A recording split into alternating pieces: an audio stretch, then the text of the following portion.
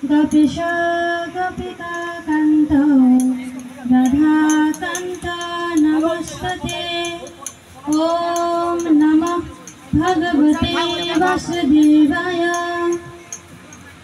मंगलाचरणं वसुदेवसुतं देवं कंसचाणूरमर्दनं देवकी परमानन्दं कृष्णं वन्दे जगद्गुरुं।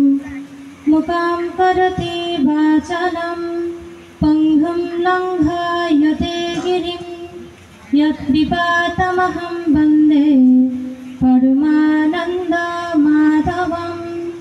श्रीमद्भगवद्गीता सप्तमोऽध्याय ज्ञानविज्ञानयोग।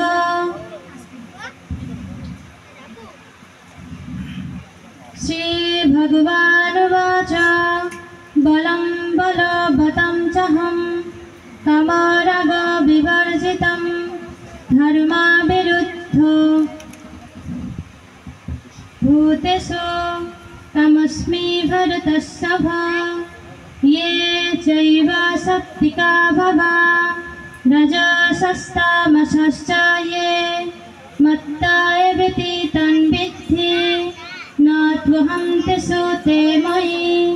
त्रिभिर्गुणैर्मयैः भवैरभिः सर्वमिदं जगत् मोहितं नाभिजानाति।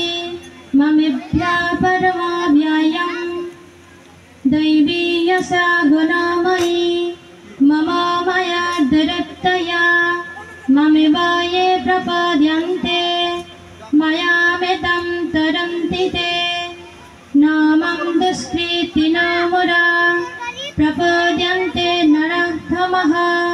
मायया परितो ज्ञाना असुरं भवमाश्रितः। चतुर्विधा भजन्ते मां जनाः सुकृतिनर्जुन। अट्टाधिक्यसुरर्थी ज्ञानी च भरतर्षभ। तेषां ज्ञाने नित्या युक्ता अकाभक्तिर्विशिष्यते। प्रियो हि ज्ञानिनात्यर्थमहं सा च मम प्रियः। उदारा सर्व एवैते ज्ञानी त्वत्मैव मे मतम्। अस्तिता सा हि यत्तत्मा ममेवानुत्तमं गतिम्। बहुनं जन्मनामन्ते ज्ञानवान् मां प्रपद्यन्ते। वसुदेव सर्वमिति सा महात्मा सुदुर्लभः। कामैस्तैस्तैरितो ज्ञाना प्रपद्यन्ते न्यादेवतः। तां तां नियममस्ताय प्रकृत्या नियता सया। श्रीगीतामहात्म्य। ॐ गंगा गीता च सावित्री सीता सत्ता पतिव्रता। ब्रह्मावली ब्रह्मा विद्या त्रिसन्ध्या मुक्तिगेहिनी। अर्धमात्रा चिदानन्दा भवघ्निभ्रान्तिनाशिनी। वेदत्रयी परानन्दा तथार्थ ज्ञानमञ्जरी। ॐ सर्वेषां मङ्गलं भुवं सर्वे सन्तु निरामया।